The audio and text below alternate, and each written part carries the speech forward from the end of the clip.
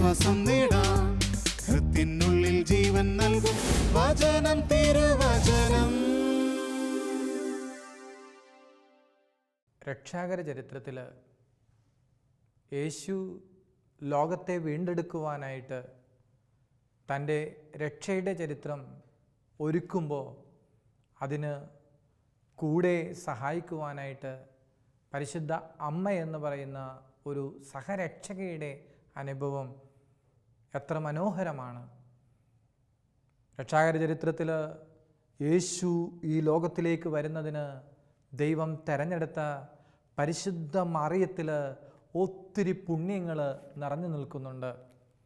പരിശുദ്ധ മറിയത്തിലുള്ള ദൈവീക പുണ്യങ്ങളുടെ ആഴങ്ങൾ തിരിച്ചറിയുമ്പോൾ കൊന്ത ചൊല്ലുന്നതോടൊപ്പം ഇതേപോലെയുള്ള പുണ്യങ്ങളിൽ വളരുവാനുള്ള ഒരു ആഗ്രഹവും നമ്മളിൽ രൂപപ്പെടട്ടെ. അമ്മ എന്ന രണ്ടക്ഷരത്തിന് യേശുവിന് അർത്ഥവും ആഴവും പകർന്നു നൽകിയത് പരിശുദ്ധ മറിയമാണ്. ഈ മറിയത്തിലുള്ള പ്രത്യേകതകൾ എന്തൊക്കെയാണ്? ഒന്നാമത്തെ പ്രത്യേകത, പരിശുദ്ധ മറിയം പരിശുദ്ധാത്മാവിനാൽ നിറഞ്ഞവളാണ്. അല്ലെങ്കിൽ പരിശുദ്ധ മറിയം പരിശുദ്ധാത്മാവിൻ്റെ മണവാട്ടിയാണ്. ലൂക്ക എഴുതിയ സുവിശേഷം 1-ാം അധ്യായം 34-35 വാക്യങ്ങൾ. മറിയം ദൂതനോട് പറഞ്ഞു, ഇത് എങ്ങനെ സംഭവിക്കും? ഞാൻ പുരുഷനെ അറിയുന്നില്ലല്ലോ. ദൂതൻ മറുപടി പറഞ്ഞു, പരിശുദ്ധാത്മാവ് നിന്റെ മേൽ വരും, അത്യുന്നതൻ്റെ ശക്തി നിന്റെ മേൽ ആവസിക്കും. പ്രിയപ്പെട്ടവരെ, പരിശുദ്ധ മറിയം പരിശുദ്ധാത്മാവിനാൽ നിറഞ്ഞവളാണ്. നമ്മുടെ ജീവിതത്തിൽ പരിശുദ്ധ അമ്മയെപ്പോലെ നമ്മളും പരിശുദ്ധാത്മാവിനാൽ നിറഞ്ഞവരായി മാറുമ്പോൾ നമ്മുടെ ജീവിതത്തിൽ സംഭവിക്കാത്ത കാര്യങ്ങളൊക്കെ സംഭവിക്കുന്നത് നമുക്ക് കാണുവാനായിട്ട് സാധിക്കും. ചില വിഷയങ്ങളെ നോക്കി ആരെങ്കിലും ചോദിക്കുന്നുണ്ടോ, ഇതെങ്ങനെയാ സംഭവിക്കുന്നത്? ഇതെങ്ങനെയാ സംഭവിക്കുന്നത്? നീ ചോദിക്കുന്ന ആ വിഷയങ്ങളിൽ സ്വർഗത്തിന് നൽകുവാനുള്ള മറുപടി ഒരേ ഒരു കാര്യം മാത്രമാണ്. പരിശുദ്ധാത്മാവ് നിന്റെ മേൽ വരും, അത്യുന്നതൻ്റെ ശക്തി നിന്റെ മേൽ ആവസിക്കും. പരിശുദ്ധ മറിയം പരിശുദ്ധാത്മാവിൻ്റെ അഭിഷേകം സ്വന്തമാക്കിയവളാണ്. പ്രിയപ്പെട്ടവരെ, പരിശുദ്ധ മറിയത്തെ ഓർക്കുമ്പോൾ പരിശുദ്ധാത്മാവിനെ സ്വന്തമാക്കുവാനുള്ള ഒരു തീവ്രമായ ആഗ്രഹം നമ്മുടെ ജീവിതത്തിൽ ഉണ്ടാകണം. കാരണം എന്താ? പരിശുദ്ധ അമ്മ പരിശുദ്ധാത്മാവിനോട് ചേർന്ന് തൻ്റെ ജീവിതം ട്യൂൺ ചെയ്ത വ്യക്തിയാണ്. ആത്മാവിനാൽ നയിക്കപ്പെട്ട ഒരു വ്യക്തി. പ്രിയപ്പെട്ടവരെ, നമ്മൾ ഓരോരുത്തരും പരിശുദ്ധാത്മാവിനാൽ നയിക്കപ്പെടണമെന്ന് ദൈവത്തിൻ്റെ പരിശുദ്ധാത്മാവ് ആഗ്രഹിക്കുകയാണ്. രണ്ടാമതായിട്ട് പരിശുദ്ധ മറിയത്തിൽ കാണുന്ന മറ്റൊരു പുണ്യമെന്ന് പറയുന്നത് വിധേയത്വമാണ്. ദൈവഹിതത്തോടുള്ള പരിശുദ്ധ മറിയത്തിൻ്റെ മറുപടി എന്താണ്?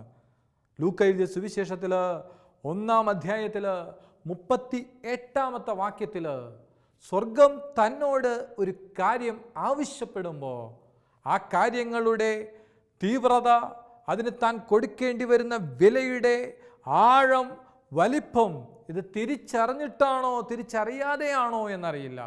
പക്ഷേ ദൈവഹിതത്തിൻ്റെ മുമ്പിൽ മറിയം പറഞ്ഞു, ഇതാ കർത്താവിൻ്റെ ദാസി, നിന്റെ വാക്ക് എന്നിൽ നിറവേറട്ടെ.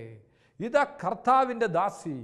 എൻ്റെ പ്രിയപ്പെട്ടവരെ, ജീവിതത്തിൽ ചില വിഷയങ്ങൾ നേരിടേണ്ടി വരുമ്പോൾ എത്ര പേര് ആത്മധൈര്യത്തോടെ പറയുന്നുണ്ട്, ഇതാ കർത്താവിൻ്റെ ദാസൻ, ഇതാ കർത്താവിൻ്റെ ദാസി.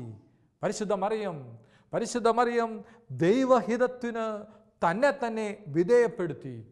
ഇതാ കർത്താവിൻ്റെ ദാസി എന്ന് പറഞ്ഞ ഒരൊറ്റ വചനത്തിന് പരിശുദ്ധ മറിയം കൊടുക്കേണ്ടി വന്ന വില എത്രയോ ആഴമുള്ള കാര്യങ്ങളാണ്.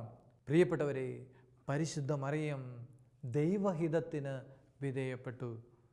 ദൈവത്തിൻ്റെ ഇഷ്ടം നിറവേറുവാനായിട്ട്, ദൈവത്തിൻ്റെ ആഗ്രഹം സംഭവിക്കുവാനായിട്ട് തന്നെ തന്നെ വിട്ടുകൊടുക്കുവാനായിട്ട് തയ്യാറായി. ദൈവവചനം കേൾക്കുന്ന പ്രിയപ്പെട്ട മകനെ, ദൈവവചനത്തോട് ഒരു വിധേയത്വം സ്വന്തമാക്കുവാനായിട്ട്, കർത്താവ് ആവശ്യപ്പെടുന്ന കാര്യം ചെയ്യുവാനായിട്ട് ഇതാ ഞാൻ തയ്യാറാണ് എന്ന് പറയുവാനായിട്ട് എത്ര പേർക്ക് സാധിക്കും? മൂന്നാമതായിട്ട് പരിശുദ്ധ മറിയത്തിൻ്റെ പ്രത്യേകത, പരിശുദ്ധ അമ്മ ദൈവത്തിൻ്റെ കൃപ നിറഞ്ഞവളാണ്. ലൂക്ക 1-ാം അധ്യായത്തിൽ 30-ാമത്തെ വാക്യത്തിൽ പറയുന്നുണ്ട്, ദൂതൻ അവളോട് പറഞ്ഞു, മറിയമേ നീ ഭയപ്പെടേണ്ട, ദൈവസന്നിധിയിൽ നീ കൃപ കണ്ടെത്തിയിരിക്കുന്നു.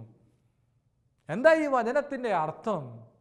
സ്വർഗത്തിൽ നിന്ന് ദൈവം നോക്കുമ്പോൾ, സ്വർഗം ഭൂമിയിലേക്ക് നോക്കുമ്പോൾ ഒരു പെൺകുട്ടിയിൽ കൃപ നിറഞ്ഞ് ഇരിക്കുന്നത് സ്വർഗം കണ്ടു. അതുകൊണ്ടാണല്ലോ ദൂതൻ ദൈവകൃപ നിറഞ്ഞവളെ എന്ന് പറഞ്ഞുകൊണ്ട് അഭിസംബോധന ചെയ്തത്. പരിശുദ്ധ മറിയം ദൈവത്തിൻ്റെ കൃപയാൽ നിറഞ്ഞവളാണ്. ഈ കൃപ എന്ന് പറയുന്നത് എന്താ? തീത്തോസിന്റെ ലെറ്ററിൽ സെന്റ് പോൾ പറയുന്നുണ്ടല്ലോ, എല്ലാ മനുഷ്യരുടെയും രക്ഷയ്ക്കായി ദൈവത്തിൻ്റെ കൃപ പ്രത്യക്ഷപ്പെട്ടിരിക്കുന്നു. നിർമ്മതത്വവും ലൗകിക മോഹങ്ങൾ ഉപേക്ഷിക്കുവാനും ഈ ലോകത്തിൽ നീതിനിഷ്ഠയും സമചിത്തതയും ദൈവഭക്തിയുമുള്ള ജീവിതം നയിക്കുവാനും അത് നമ്മെ പരിശീലിപ്പിക്കുന്നു. ദൈവത്തിൻ്റെ കൃപ നമ്മെ പരിശീലിപ്പിക്കുന്ന ഒരു അനുഭവമാണ്. പ്രിയപ്പെട്ടവരെ, സ്വർഗം നോക്കുമ്പോൾ പരിശുദ്ധ മറിയത്തിൽ കണ്ട ആ പ്രത്യേകതയെ മനസ്സിലാക്കിക്കൊണ്ട് ദൂതൻ അഭിസംബോധന ചെയ്തപ്പോൾ പറഞ്ഞതെന്താ? നീ ദൈവസന്നിധിയിൽ കൃപ കണ്ടെത്തിയിരിക്കുന്നു. സ്വർഗം നോക്കുമ്പോൾ കൃപയുടെ നിറവ് സ്വന്തമാക്കുന്ന ഒരു വ്യക്തിയായി നമ്മൾ മാറണം. എന്തിനാ നമ്മൾ വിശുദ്ധ കുർബാനയിൽ പങ്കെടുക്കുന്നത്? എല്ലാ കൂദാശകളുടെ ലക്ഷ്യമെന്ന് പറയുന്നത് ദൈവത്തിൻ്റെ കൃപ സ്വന്തമാക്കുക എന്നുള്ളതാണ്. നമ്മൾ ബൈബിൾ വായിക്കുമ്പോൾ, നമ്മൾ പ്രാർത്ഥിക്കുമ്പോൾ, നമ്മൾ ദൈവത്തെ ആരാധിക്കുമ്പോൾ നമ്മുടെ ഉള്ളിൻ്റെ ഉള്ളിലുള്ള സ്വപ്നമെന്ന് പറയുന്നത് ദൈവത്തിൻ്റെ കൃപ സ്വന്തമാക്കുക എന്നതാണ്. മറിയമേ നീ ദൈവസന്നിധിയിൽ കൃപ കണ്ടെത്തിയിരിക്കുന്നു. കൃപയുടെ നിറവ് സ്വന്തമാക്കിയവളാണ് പരിശുദ്ധ മറിയം. നമുക്കും പ്രാർത്ഥിക്കാം, കർത്താവേ നിന്റെ കൃപ കൊണ്ട് എന്നെ നിറയ്ക്കണമേ. മറ്റൊരു പ്രത്യേകത ലൂക്ക 1:28 കർത്താവ് കൂടെയുള്ളവള്. ദൈവകൃപ നിറഞ്ഞവളെ സ്വസ്തി, കർത്താവ് നിന്നോട് കൂടെ. പരിശുദ്ധ മറിയത്തിൻ്റെ കൂടെ ദൈവം കൂടെ സഞ്ചരിക്കുന്ന അനുഭവം ഉണ്ടായിരുന്നു. എന്താ ഇമ്മാനുവേല്? ദൈവം നമ്മോട് കൂടെ. ദൈവം നമ്മോട് കൂടെ എന്നർത്ഥമുള്ള ഇമ്മാനുവേൽ എന്നവൻ വിളിക്കപ്പെടും. പരിശുദ്ധ മറിയമേ നീ ദൈവസന്നിധിയിൽ കൃപ കണ്ടെത്തിയിരിക്കുന്നു. കൃപ നിറഞ്ഞവളെ സ്വസ്തി, കർത്താവ് നിന്നോട് കൂടെ. വർഷങ്ങൾക്ക് മുമ്പ് ധ്യാനത്തിൽ പങ്കെടുത്തൊരു വ്യക്തി കത്തയച്ചപ്പോൾ മറുപടി എഴുതിയപ്പോൾ ഞാൻ ഇപ്രകാരം എഴുതി, എല്ലാ പ്രശ്നങ്ങൾക്കും ദൈവം മറുപടി നൽകും, ഭയപ്പെടേണ്ട, കർത്താവ് നിങ്ങളുടെ കൂടെയുണ്ട്. കർത്താവ് നിങ്ങളുടെ കൂടെയുണ്ട്. ആ കത്ത് വായിച്ച വ്യക്തി തിരിച്ച് അയച്ചത് ഇങ്ങനെയാണ്, ബ്രദർ നിങ്ങൾ പറഞ്ഞല്ലോ കർത്താവ് കൂടെയുണ്ടെന്ന്. ശരിയാ, കർത്താവ് എൻ്റെ കൂടെയുണ്ട്. പക്ഷേ ഞാൻ കർത്താവിൻ്റെ കൂടെ അല്ല. ഞാൻ കർത്താവിൻ്റെ കൂടെ അല്ല. സൂര്യൻ ഉദിക്കുമ്പോൾ, സൂര്യൻ അഭിമുഖമായിട്ട് നിൽക്കുമ്പോൾ നമുക്ക് ഓപ്പോസിറ്റായിട്ടൊരു നിഴൽ രൂപപ്പെടും. ഈ നിഴലിനോട് പോകാൻ പറഞ്ഞാൽ നിഴൽ പോകുമോ?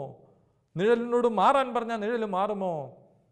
പാട്ടുകാരൻ പാടിയത് ഇങ്ങനെയാ, എൻ്റെ കൂടെ നിഴൽ പോലെ എപ്പോഴും വരുന്നു നീ, എൻ്റെ കൂട്ടുകാരനായി എവിടെയും നീ വരുന്നു. പ്രിയപ്പെട്ടവരെ, നിഴൽ പോലെ നമ്മുടെ കൂടെ നടക്കുന്നവനാ ദൈവം. എത്ര പേർക്കുണ്ട് ദൈവം കൂടെ നടക്കുന്ന അനുഭവം? എത്ര പേരുടെ ജീവിതത്തിലുണ്ട്? നിന്റെ ജീവിതത്തിൽ ഏത് പരീക്ഷ, ഏത് പ്രതിസന്ധി, ഏത് വിഷയത്തെ നേരിടുകയാണെങ്കിലും കർത്താവിൻ്റെ കൂടെയുണ്ടെന്നുള്ള ബോധ്യമുള്ള എത്ര പേരുണ്ട്? പരിശുദ്ധ മറിയം ദൈവം കൂടെ നടക്കുന്ന അനുഭവം സ്വന്തമാക്കിയവളാണ്. മാത്രമല്ല പരിശുദ്ധ മറിയം ഒരു വിശ്വാസത്തിൻ്റെ നിഘണ്ടുവായിരുന്നു. ആഴമായ വിശ്വാസം, ദൈവത്തിൽ അടിയുറച്ച വിശ്വാസം സ്വന്തമാക്കിയവളാണ് പരിശുദ്ധ മറിയം. ലൂക്ക 1:45 കർത്താവ് അരുളിച്ചെയ്ത കാര്യങ്ങൾ നിറവേറുമെന്ന് വിശ്വസിച്ചവൾ ഭാഗ്യവതി. ദൈവം ഒരു കാര്യം പറഞ്ഞാൽ അത് തൻ്റെ ജീവിതത്തിൽ സംഭവിക്കുമെന്ന് ആഴമായ വിധത്തിൽ പരിശുദ്ധ മറിയം വിശ്വസിച്ചത് കൊണ്ടാണ് പരിശുദ്ധ മറിയം ഭാഗ്യവതിയായി മാറിയത്. കർത്താവ് നിന്നോടൊരു കാര്യം പറഞ്ഞാൽ, കർത്താവ് നിനക്കൊരു ദർശനം നൽകിയാൽ, കർത്താവ് നിനക്കൊരു വെളിപാട് നൽകിയാൽ എന്തുമാത്രം വിശ്വാസത്തോടെ നീ അതിനു വേണ്ടി കാത്തിരിക്കും? വിശ്വാസമുണ്ടെങ്കിൽ മാത്രമേ കാത്തിരിക്കുവാൻ സാധിക്കുകയുള്ളൂ. അതാണല്ലോ വിശ്വാസികളുടെ പിതാവായിട്ട് അബ്രഹാത്തെ നാം കാണുന്നത്. കാരണം ഒരു പുത്രനെ നൽകുമെന്നുള്ള വാഗ്ദത്തത്തിന് വേണ്ടി ആ ദൈവ മനുഷ്യൻ കാത്തിരുന്നത് 100 വർഷത്തോളമാണ്. തൻ്റെ സാഹചര്യങ്ങളിലേക്ക് നോക്കി വിശ്വസിച്ചവനല്ല അബ്രഹാം. ഏതാണ്ട് ഇതേപോലെ ദൈവം അരുളി ചെയ്ത കാര്യങ്ങൾ നിറവേറുമെന്ന് പരിശുദ്ധ മറിയം വിശ്വസിച്ചത് കൊണ്ടാണ് അവൾ ഭാഗ്യവതിയായി മാറിയത്. പ്രിയപ്പെട്ട മകനെ, നിനക്കൊരു ഭാഗ്യവാനാകണോ? നിനക്കൊരു ഭാഗ്യവതിയാകണോ? നിന്നോട് ദൈവം പറയുന്ന കാര്യങ്ങൾ കണ്ണുമടച്ച് വിശ്വസിക്കുവാൻ നീ തയ്യാറാണോ? അങ്ങനെയൊരു ആഴമായ വിശ്വാസം നീ സ്വന്തമാക്കിയാൽ നിന്റെ ജീവിതത്തിൽ അത്ഭുതങ്ങളും അടയാളങ്ങളും സംഭവിക്കുന്നത് നിനക്ക് കാണുവാനായിട്ട് സാധിക്കും. Hallelujah, hallelujah. യേശുവേ നന്ദി. പരിശുദ്ധ മറിയത്തിലുള്ള മറ്റൊരു പ്രത്യേകത എന്ന് പറയുന്നത്, പരിശുദ്ധ മറിയം ദൈവത്തെ ആരാധിക്കുന്നവളായിരുന്നു, ദൈവത്തെ സ്തുതിക്കുന്നവളായിരുന്നു. കുറച്ചുകൂടി നന്നായിട്ട് പറഞ്ഞാൽ ദൈവത്തിൽ ആനന്ദം കണ്ടെത്തിയവള്. നാം വായിക്കുന്നുണ്ടല്ലോ മറിയത്തിൻ്റെ സ്തോത്രഗീതം, ലൂക്ക 1-ാം അധ്യായം 46-47 വാക്യങ്ങൾ. പരിശുദ്ധ മറിയം എന്താ പറഞ്ഞത്? എൻ്റെ ആത്മാവ് കർത്താവിനെ മഹത്വപ്പെടുത്തുന്നു, എൻ്റെ ചിത്തം രക്ഷകനായ ദൈവത്തിൽ ആനന്ദിക്കുന്നു. പ്രിയപ്പെട്ടവരെ, ദൈവത്തെ മഹത്വപ്പെടുത്തിക്കൊണ്ട്, ദൈവത്തെ ആരാധിച്ചുകൊണ്ട് ആരാധനയുടെ ഒരു ജീവിതശൈലി സ്വന്തമാക്കിയവള പരിശുദ്ധ മറിയം. അതുകൊണ്ട് പരിശുദ്ധ മറിയത്തിൻ്റെ ആനന്ദം എന്തായിരുന്നു? ഇന്നത്തെ സ്ത്രീകളെ കണക്ക് സീരിയലിലല്ല പരിശുദ്ധ മറിയം ആനന്ദിച്ചത്, മറ്റു പലതിലുമല്ല പരിശുദ്ധ മറിയം ആനന്ദിച്ചത്. രക്ഷകനായ ദൈവത്തിൽ പരിശുദ്ധ അമ്മ ആനന്ദം കണ്ടെത്തി. പ്രിയപ്പെട്ടവരെ, നമ്മുടെ ആനന്ദത്തിൻ്റെ സബ്ജക്റ്റ് എന്താണ്? നമ്മൾ എത്ര പേര് ദൈവത്തെ ആരാധിക്കുന്നുണ്ട്? മറിയം പറഞ്ഞു, എൻ്റെ ആത്മാവ് കർത്താവിനെ മഹത്വപ്പെടുത്തുന്നു. ദൈവത്തെ നിരന്തരം മഹത്വപ്പെടുത്തുന്ന, ദൈവത്തെ നിരന്തരം ആരാധിക്കുന്ന ഒരു ജീവിതശൈലി നമ്മൾ രൂപപ്പെടുത്തണം. ദൈവത്തെ ആരാധിക്കുന്നവർക്ക്, ദൈവത്തെ സ്തുതിക്കുന്നവർക്കാണ് ദൈവത്തിൽ ആനന്ദം കണ്ടെത്തുവാനായിട്ട് സാധിക്കുന്നത്. പ്രിയപ്പെട്ടവരെ, പ്രാർത്ഥന നിനക്ക് ആനന്ദത്തിൻ്റെ സബ്ജക്റ്റാണോ? വേദപുസ്തകം നിനക്ക് ആനന്ദത്തിൻ്റെ വിഷയമാണോ? എങ്കിൽ തേൻ പോലെ മധുരിക്കുന്ന വചനം നെഞ്ചോട് ചേർത്ത് വെക്കുവാനായിട്ട് നമുക്ക് സാധിക്കും. അതുകൊണ്ട് പ്രിയപ്പെട്ടവരെ, ദൈവത്തെ ആരാധിക്കുന്നവരായി നമുക്ക് മാറാം. പരിശുദ്ധ മറിയത്തിലുണ്ടായിരുന്ന മറ്റൊരു പ്രത്യേകത എന്ന് പറയുന്നത്, ദൈവ ശുശ്രൂഷ ചെയ്യുന്നതിൽ തിടുക്കം കാണിച്ചവളാണ് മറിയം. പരിശുദ്ധ അമ്മ തിടുക്കം കാണിച്ച വിഷയം എന്താണ്? ലൂക്ക 1:39 വായിക്കുന്നുണ്ട്. ആ ദിവസങ്ങളിൽ മറിയം യൂദയായിലുള്ള മലമ്പ്രദേശത്തുള്ള ഒരു പട്ടണത്തിലേക്ക് തിടുക്കത്തിൽ യാത്ര പുറപ്പെട്ടു. ആ ദിവസങ്ങളിൽ മറിയം യൂദയായിലുള്ള ആ മലമ്പ്രദേശത്തുള്ള പട്ടണത്തിലേക്ക് തിടുക്കത്തിൽ യാത്ര പുറപ്പെട്ടത് എന്തിനു വേണ്ടിയാ? തൻ്റെ പ്രിയപ്പെട്ട വലിയമ്മയായ എലീശ പുണ്യവതിയോ അവളുടെ ആ പ്രതിസന്ധിയിൽ, അവളുടെ ആ തക്ക സമയത്ത് അവളെ ശുശ്രൂഷിച്ച് സഹായിക്കാൻ വേണ്ടിയാണ്. പ്രിയപ്പെട്ടവരെ, എത്ര പേർക്കുണ്ട് ദൈവ ശുശ്രൂഷ ചെയ്യുന്നതിലൊരു തിടുക്കം? കർത്താവ് ഒരു കാര്യം ചെയ്യുമ്പോൾ അത് തിടുക്കത്തോടെ ചെയ്യണം, തീവ്രതയോടെ ചെയ്യണം, തീഷ്ണതയോടെ ചെയ്യണമെന്നുള്ള ഒരു തീവ്രത ഉള്ളിൽ സ്വന്തമാക്കുന്ന എത്ര പേരുണ്ട്? പരിശുദ്ധ മറിയം ദൈവ ശുശ്രൂഷ ചെയ്യുന്നതിൽ തിടുക്കമുള്ളവളായിരുന്നു, തിടുക്കം കാണിച്ചവളായിരുന്നു. മാത്രമല്ല, സ്ത്രീകളിൽ അനുഗ്രഹീതയാണ്. പരിശുദ്ധാത്മാവിനാ നിറഞ്ഞ് എലിസബത്ത് പറഞ്ഞ ആ വാക്യം എത്ര സുന്ദരമാണ്. ലൂക്ക 1:42 അവൾ ഉദ്ഘോഷിച്ചു, നീ സ്ത്രീകളിൽ അനുഗ്രഹീതയാണ്, നിന്റെ ഉദരഫലവും അനുഗ്രഹീതം. ഒരു സ്ത്രീ അനുഗ്രഹീതയാവുമ്പോൾ അവൾ മാത്രമല്ല അനുഗ്രഹിക്കപ്പെടുന്നത്, അവളുടെ ഉദരഫലവും അനുഗ്രഹിക്കപ്പെടും. അബ്രഹാം അനുഗ്രഹിക്കപ്പെട്ടപ്പോൾ അബ്രഹാം മാത്രമല്ല, അബ്രഹാത്തിലൂടെ ലോകത്തിലുള്ള മനുഷ്യരെല്ലാവരും അനുഗ്രഹിക്കപ്പെട്ടു. പ്രിയപ്പെട്ടവരെ, സ്ത്രീകളിൽ അനുഗ്രഹീത എന്നുള്ള ഒരു വിശേഷണം പരിശുദ്ധാത്മാവിനെ നിറഞ്ഞ എലിസബത്ത് പരിശുദ്ധ മറിയത്തെ നോക്കി പറഞ്ഞെങ്കിൽ, ഇവിടെ വചനം കേൾക്കുന്ന എത്ര പേര് ഉള്ളിൽ ചിന്തിക്കുന്നുണ്ട്, ഞാൻ ഒരു അനുഗ്രഹമായി മാറുമെന്ന്? മറ്റുള്ളവർ നമ്മുടെ ജീവിതത്തെ നോക്കുമ്പോൾ അവർ പറയണം, ഓ നിന്റെ ജീവിതം ഒരു അനുഗ്രഹമാണ്. ഓ മനുഷ്യ, നിന്റെ ജീവിതത്തിൽ ദൈവം ശക്തമായിട്ട് പ്രവർത്തിക്കുന്നത് ഞങ്ങൾ കാണുന്നു. നീ ഒരു അനുഗ്രഹമാണെന്ന് മറ്റുള്ളവർ പറയുവാൻ തക്കവണ്ണം നമ്മൾ എത്ര പേര് ജീവിതത്തിൽ അനുഗ്രഹമായി മാറിയിട്ടുണ്ട്. ഒത്തിരി പുണ്യങ്ങൾ സ്വന്തമാക്കിയ ഈ അമ്മ കടന്നുപോയതോ സഹനത്തിൻ്റെ വഴികളിലൂടെ, സഹനത്തിലൂടെ കടന്നുപോയവളാ പരിശുദ്ധ മറിയം. വേദനകൾ ഉണ്ടാകുമ്പോൾ നമ്മുടെ ചെറിയ വേദനകളെപ്പോലും ഊതി വീർപ്പിച്ച് വലിയ വേദനയായിട്ട് അവതരിപ്പിക്കുന്ന ആരെങ്കിലും ഉണ്ടെങ്കിൽ മനസ്സിലാക്കിക്കോ. ലൂക്ക എഴുതിയ സുവിശേഷം 2-ാം അധ്യായം വാക്യം 35. ശിമിയോൻ പരിശുദ്ധ അമ്മയ്ക്ക് കൊടുത്ത പ്രവചനമാ. നിന്റെ ഹൃദയത്തിലൂടെ ഒരു വാൾ തുളച്ചു കയറും. നിന്റെ ഹൃദയത്തിലൂടെ ഒരു വാൾ തുളച്ചു കയറും. നമുക്കറിയാം, പരിശുദ്ധ മറിയം 7 വ്യാകുലങ്ങളിലൂടെ കടന്നുപോയി. 7 മാരകമായ വേദനകളുടെ അനുഭവങ്ങളിലൂടെ കടന്നുപോയി. ഹൃദയത്തിലൂടെ വാൾ തുളച്ചു കയറുമ്പോഴും ആ അമ്മയുടെ പ്രതികരണം എന്താ? ഈശോയുടെ കുരിശ് മരണം തന്നെ നമുക്ക് ധ്യാന വിഷയമായിട്ട് എടുക്കാം. ഈശോ നട്ടുച്ചയ്ക്ക് ഏതാണ്ട് 3 മണി സമയത്ത്, ഈശോ തൻ്റെ ജീവൻ വെടിയുന്ന സമയത്ത്, എൻ്റെ പ്രിയപ്പെട്ടവരെ, സൂര്യൻ ഇരുണ്ടു, ഭൂമി കുലുങ്ങി, പാറ പിളർന്നു. സൂര്യൻ എനിക്കിത് കാണണ്ട എന്നും പറഞ്ഞ് ഇരുളിൽ മറഞ്ഞു.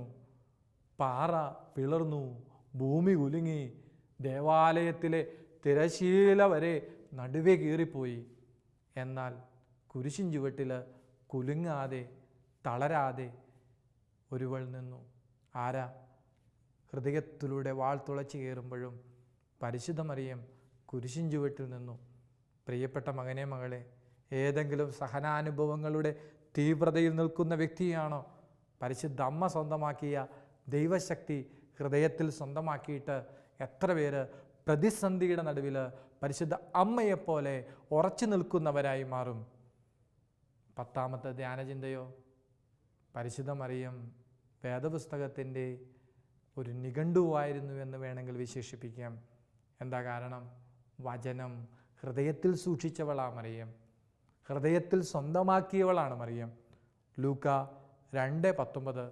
മറിയമാകട്ടെ ഇവയെല്ലാം ഹൃദയത്തിൽ സംഗ്രഹിച്ച് ഇവയെപ്പറ്റി ഗാഢമായി ചിന്തിച്ചു കൊണ്ടിരുന്നു. ദൈവവചനം ഹൃദയത്തിൽ സ്വന്തമാക്കി വചനത്തെ ഗാഢമായി ധ്യാന വിഷയമാക്കി മാറ്റിയവളാണ് പരിശുദ്ധ മറിയം. പ്രിയപ്പെട്ടവരെ, ജപമാല ചൊല്ലുന്നവരാണെങ്കിൽ, പരിശുദ്ധ അമ്മയോട് അല്പമെങ്കിലും സ്നേഹമുണ്ടെങ്കിൽ, ഭക്തി ഉണ്ടെങ്കിൽ, പ്രിയപ്പെട്ടവരെ, അമ്മ സ്വന്തമാക്കിയ ഈ ദൈവീക പുണ്യങ്ങൾ സ്വന്തമാക്കിക്കൊണ്ട് ജപമാല കൈകളിലേന്താം. പ്രിയപ്പെട്ടവരെ, വർഷങ്ങൾക്ക് മുമ്പ് ഒരു ഉപവാസ പ്രാർത്ഥന നടക്കുമ്പോൾ കർത്താവ് എനിക്കൊരു ദർശനം കാണിച്ചു തന്നു. അതിപ്രകാരമാണ്. ഒരു തള്ളക്കോഴി തൻ്റെ കുഞ്ഞുങ്ങളെ തീറ്റിച്ചു കൊണ്ടിരിക്കുകയാണ്. പെട്ടെന്നാണ് ഒരു പരുന്ത് പറന്നു വരുന്നത്. തള്ളക്കോഴിയുടെ ചിറകിൻ്റെ കീഴിലേക്ക് കോഴിക്കുഞ്ഞുങ്ങളെല്ലാം ഓടിക്കയറി. അത് കണ്ടുകൊണ്ടിരിക്കുമ്പോൾ തന്നെ മറ്റൊരു വിഷൻ എനിക്കുണ്ടായി. പരിശുദ്ധ അമ്മ തൻ്റെ നീലയങ്കി വിരിച്ച് ഇങ്ങനെ നിൽക്കുന്നൊരു രംഗം ഞാൻ നോക്കുമ്പോൾ ആ നീലയങ്കിക്കുള്ളിൽ വ്യത്യസ്തമായ രൂപങ്ങളുള്ളവർ, വ്യത്യസ്തമായ പ്രായത്തിലുള്ളവർ, വ്യത്യസ്തമായ സംസ്കാരത്തിൽ ജീവിക്കുന്നവർ ആ നീലയങ്കിക്കുള്ളിൽ നിറഞ്ഞു നിൽക്കുന്നു. അന്ന് എൻ്റെ ഉള്ളിൽ വന്ന ഒരു പാട്ടിൻ്റെ വരി മനോഹരമാണ്. അമ്മേ, അമ്മയുടെ നീലയങ്കിക്കുള്ളിൽ എന്നെ മറക്കണമേ. തള്ളക്കോഴി തൻ്റെ കുഞ്ഞുങ്ങളെ ചിറകിൻ കീഴിൽ പൊതിഞ്ഞ് സംരക്ഷിക്കുന്നത് പോലെ പരിശുദ്ധ മറിയത്തിൻ്റെ നീലയങ്കിക്കുള്ളിൽ നമുക്ക് സംരക്ഷണമുണ്ട്. പരിശുദ്ധ അമ്മ നമ്മളെ പൊതിയും. മാത്രമല്ല പ്രിയപ്പെട്ടവരെ, ഇന്ന് ലോകത്തിൻ്റെ അനേക സ്ഥലങ്ങളിൽ പരിശുദ്ധ അമ്മ പ്രത്യക്ഷപ്പെട്ടുകൊണ്ടിരിക്കുക. ലൂർദിൽ, ഫാത്തിമയിൽ, വേളാങ്കണ്ണിയിൽ, ഗരബന്താളിൽ, അങ്ങനെ അനേക സ്ഥലങ്ങളിൽ, മെഡ്ജിഗോറിയയിൽ ഇപ്പോഴും മറിയത്തിൻ്റെ പ്രത്യക്ഷപ്പെടലുകളൊക്കെ സംഭവിച്ചു കൊണ്ടിരിക്കുമ്പോൾ പ്രിയപ്പെട്ടവരെ ഓർക്കണം, പരിശുദ്ധ അമ്മയുടെ പ്രഘോഷണം ഇനിയും അവസാനിച്ചിട്ടില്ല. പാപം പെരുകുന്നു, ലോകം നശിക്കുന്നു, മക്കളെ യേശുവിലേക്ക് തിരിച്ചു വരിക എന്ന് പറഞ്ഞുകൊണ്ട് സ്വർഗത്തിൻ്റെ സന്ദേശവുമായിട്ട് ഓടി നടക്കുന്ന ആ പരിശുദ്ധ അമ്മയുടെ സാന്നിധ്യം ചിലപ്പോഴെങ്കിലും സുഗന്ധത്തിൻ്റെ ഒരു അഭിഷേകമായിട്ട് നമ്മളിൽ വെളിപ്പെട്ടിട്ടുണ്ടാകാം. ഒരുപക്ഷെ നിങ്ങൾ കണ്ടിട്ടുണ്ടാകും. മാതാവിൻ്റെ ചില രൂപങ്ങളിൽ നിന്ന് രക്തം കണ്ണുനീരായിട്ട് ഒഴുകുന്നത്. ഒരമ്മ മക്കൾ വഴിതെറ്റുമ്പോൾ അമ്മ കരയുകയാണെന്ന് പറഞ്ഞത് കണക്ക് അമ്മമാർ കരഞ്ഞു.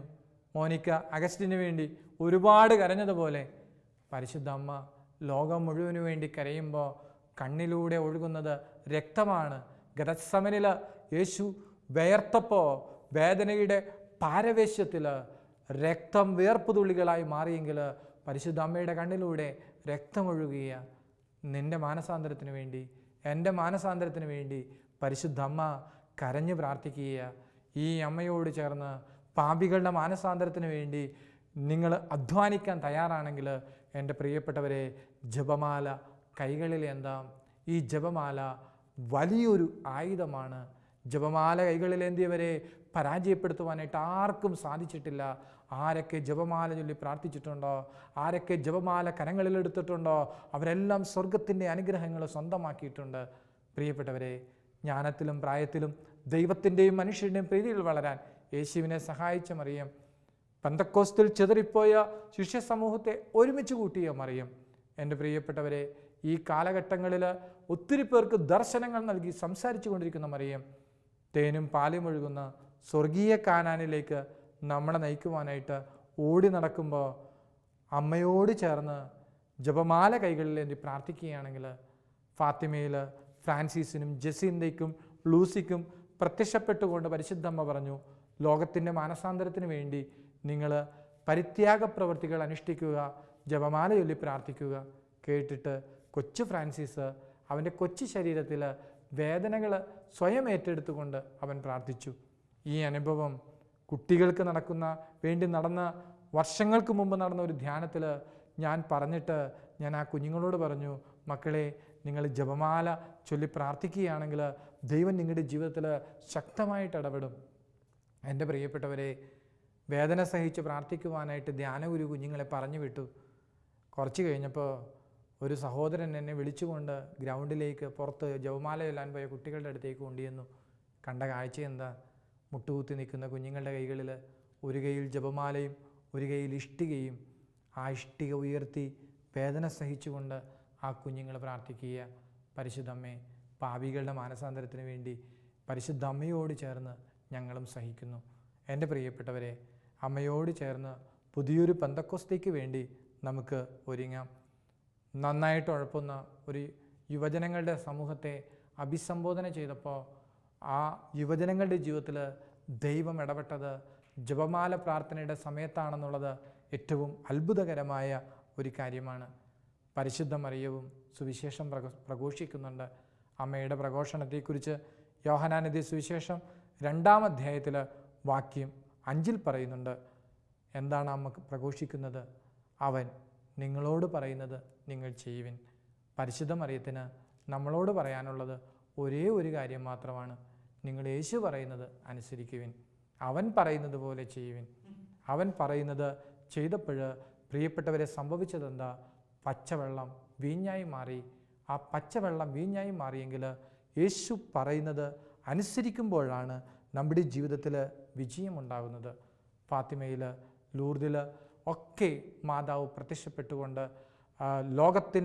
ലോകത്തെ രക്ഷിക്കുവാനായിട്ട് പരിശുദ്ധ മറിയം സന്ദേശം കൊടുത്തുവെങ്കിൽ പരിശുദ്ധ അമ്മയോട് ചേർന്ന് നമുക്കും ഈശോ പറയുന്നത് അനുസരിക്കുവാനായിട്ട് ശ്രമിക്കാം. ഒരു കഥ ഓർക്കുകയാണ്. ലൂർദിൽ ദിവികാരുണ്യ പ്രദക്ഷിണം നടക്കുമ്പോൾ അത്ഭുത രോഗശാന്തി സംഭവിക്കാറുണ്ട്. മുടന്തനായ ആ കുട്ടി 3 ദിവസമായി അത്ഭുത സൗഖ്യത്തിന് വേണ്ടി പ്രാർത്ഥിക്കുന്നത്. വിശുദ്ധ കുർബാനയുമായിട്ട് വൈദികൻ വന്നപ്പോൾ പ്രദക്ഷിണം തുടങ്ങിയപ്പോൾ തളർവാദ രോഗികൾ എഴുന്നേറ്റ് നടന്നു. പക്ഷേ അവൻ്റെ കാലിന് മാത്രം ബലം കിട്ടിയില്ല. 3-ാം ദിവസം അടുത്ത ദിവസം അവൻ പോകുന്നത് കൊണ്ട് അവൻ ഈശോയെ നോക്കി ഒരു പ്രാർത്ഥന പ്രാർത്ഥിച്ചു.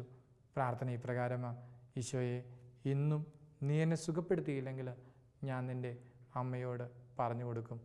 അവസാനം പറയും, എല്ലാവരും പറയും, ഞാൻ നിൻ്റെ അമ്മയോട് പറഞ്ഞു കൊടുക്കും. അമ്മയോട് ചേർന്ന് ജപമാല കൈകളിലേന്തി പാപികളുടെ മാനസാന്തരത്തിന് വേണ്ടി നമുക്ക് പ്രാർത്ഥിക്കാം. പരിശുദ്ധമ്മേ, അതിനെ കേട്ട ഞങ്ങൾ നീ സ്വന്തമാക്കിയ ദൈവിക പുണ്യങ്ങൾ സ്വന്തമാക്കുവാനായിട്ട് ഞങ്ങളോട് ചേർന്ന് ഞങ്ങൾക്ക് വേണ്ടി നിരന്തരം പ്രാർത്ഥിക്കണമേ. ആമേൻ.